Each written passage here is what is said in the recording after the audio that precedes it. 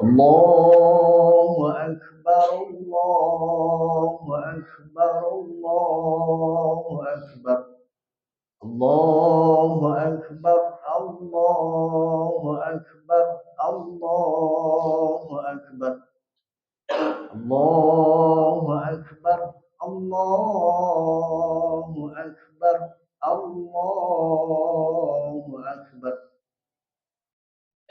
الله أكبر كبيرا والحمد لله كثيرا وسبحان الله بكرة وأصيلا لا إله إلا الله ولا نعبد إلا إياه مخلصين له الدين ولو كره الكافرون ولو كره المشركون ولو كره المنافقون لا إله إلا الله وحده صدق وعده ونصر عبده وأعز جنده وهزم الأحزاب وحده لا إله إلا الله والله أكبر الله أكبر ولله الحمد الحمد لله الحمد لله الذي بنعمته تتم الصالحات وبرحمته جعل البركة أشهد أن لا إله إلا الله وحده لا شريك له وأشهد أن محمدا عبده ورسوله لا نبي بعده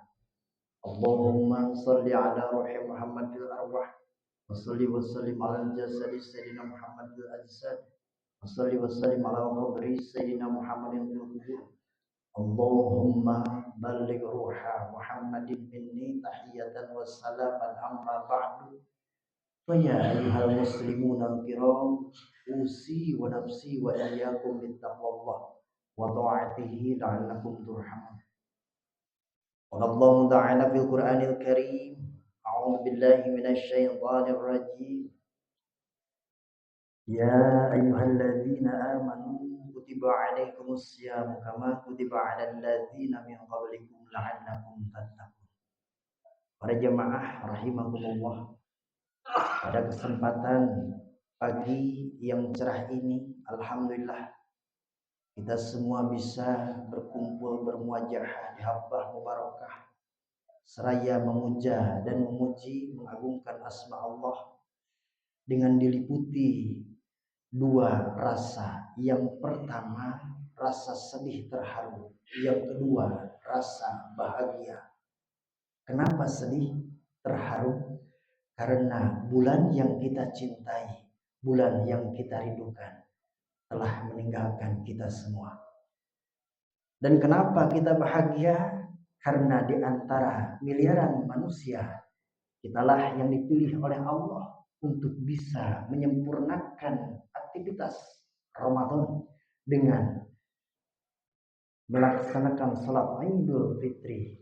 Sebagaimana Allah berfirman, walitukmilul iddata walitukabbirullaha ala ma hadakum wa la'allakum tashkurun. Dan sempurnakanlah ibadah Ramadan dengan melaksanakan salat Idul Fitri dan juga mengagungkan namaku, yakni dengan bertakbir, agar senantiasa kalian mendapatkan bimbingan hidayah dari Allah, sekaligus kalian termasuk orang-orang yang bersyukur.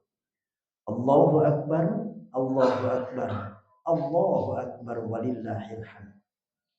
Para jemaah rahimakumullah, syahrul Ramadan disebut juga sebagai syahrul tarbiyah, yakni bulan pendidikan, yang mana bulan Ramadan ini mengajarkan kepada kita semua supaya menjadi pribadi yang bersabar, supaya menjadi pribadi yang bersyukur, plus menjadi pribadi yang ridho akan segala ketentuan dari Allah, menjadikan merasa ditatap oleh Allah, dan puncaknya kita dibimbing dan dibentuk menjadi pribadi yang bertakwa di hadapan Allah Subhanahu wa taala. Bersabar di dalam Ramadan itu mengajarkan akan tiga hal. Yang pertama, sabar di dalam ketaatan kepada Allah. Bukankah ketika kita berpuasa butuh kesabaran yang luar biasa? Bukankah ketika kita taraweh butuh kesabaran? Bukankah ketika kita murajaah baca Quran lantas menghatamkannya itu pun butuh kesabaran. Bukankah seorang istri ketika meladeni suaminya itu butuh kesabaran? Begitupun sebaliknya, seorang suami ketika menafkahi anak dan istrinya itu butuh kesabaran. Bukankah hubungan di antara kita sebagai tetangga, sebagai jemaah, kenapa terjalin baik sampai saat ini? Itu buah dari kesabaran. Maka sabar di dalam ketaatan kepada Allah adalah level tertinggi di hadapan Allah Subhanahu wa taala. Saking hebatnya pahala sabar tidak pernah dikupas di dalam Al-Qur'an berapa kali lipat, tetapi Allah Subhanahu wa taala langsung memberikan clue kepada kita. Innallaha ma'as sabirin. Sesungguhnya Allah beserta orang-orang yang sabar. Allahu Akbar walillahil hamd. Para jamaah sabar yang kedua, yakni sabar di dalam menolak maksiat. Bukankah ketika kita mengetahui aib orang lain, nafsu kita ingin mengumbar aib tersebut, ingin menggibahnya? Bukankah ketika ada orang yang menzalimi kita, kita ingin membalasnya, bahkan lebih sadis balasannya? Kenapa kita tidak melakukannya? Karena kita tahu dilarang oleh Allah. Memaafkan itu jauh lebih mulia daripada membalasnya. Maka bersabar di dalam menolak maksiat. Ini pun bagian dari pendidikan yang Ramadan diberikan kepada kita semua. Yang ketiga, para jamaah, sabar di dalam ketika menerima ujian dari Allah. Bukankah ketika kita berpuasa, taruhlah jam 2 siang, kita merasakan lapar dan haus yang luar biasa. Di rumah banyak makanan dan minuman tersedia di dalam kulkas. Kenapa kita tidak meminumnya padahal tidak ada orang yang tahu? Yang pertama, karena mulai merasa ditatap oleh Allah. Yang kedua, yakin waktu maghrib akan tiba. Begitupun ketika kita diuji oleh Allah, kenapa kita harus bersabar? Kenapa kita terus bersabar di dalam ujian? Karena yakin janji Allah ketika Allah memberikan kesukaran, innallaha ma'al usri yusra. Ketika sukar, pasti Allah akan mengiringinya dengan kemudahan. Bahkan Allah berjanji, Allahu waliyul ladzina amanu yukhrijuhum minadh dhulumati ilan nur. Allah akan menjadi pelindung orang-orang yang beriman kepadanya, mengeluarkan dari sisi gelap menjadi terang benderang, sakit menjadi sembuh, rugi menjadi beruntung. Para jemaah, lihat barusan kita datang ke sini gelap, dengan mudah Allah dunia yang segitu luasnya, dengan mudahnya Allah singraikan, Allah tepiskan dengan datangnya waktu pagi menjadi terang benderang.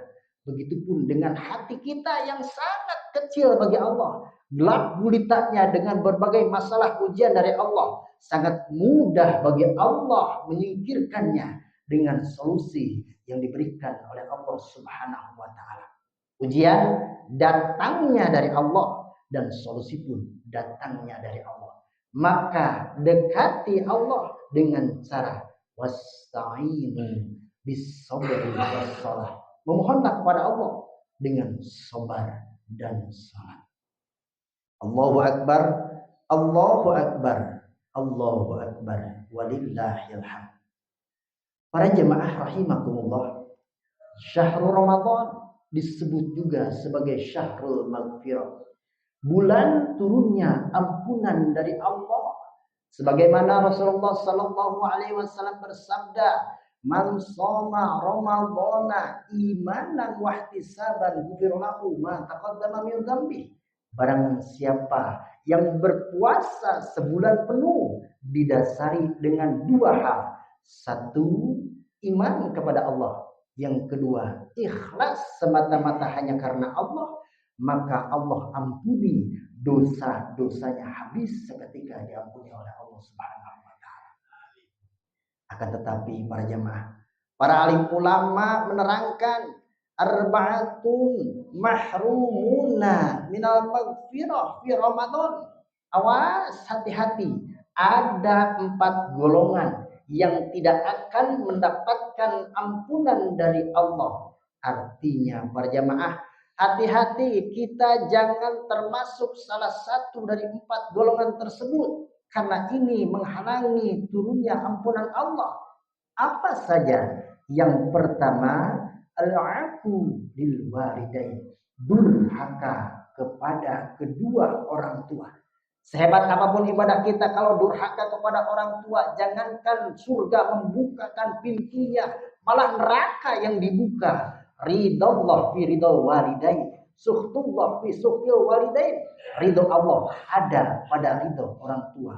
Begitupun sebaliknya, murka Allah ada pada murka kedua orang tua. Yang kedua, para jemaah, yang terhalang dari ampunan Allah, yakni al-qati'ur rahim, orang yang memutuskan tali silaturahmi. Sehebat apapun puasanya, sehebat apapun tarawehnya, sehebat apapun baca Qur'annya, sedekahnya, kalau hamba tersebut memutuskan tali silaturahmi, jangankan mendapatkan ampunan dari Allah, bahkan kata Rasul langsung mendapatkan stempel la yadkhulul jannata al-qati'ur rahim, tidak akan masuk surga orang yang memutuskan tali silaturahmi. Allahu akbar, Allahu akbar, Allahu akbar walillahil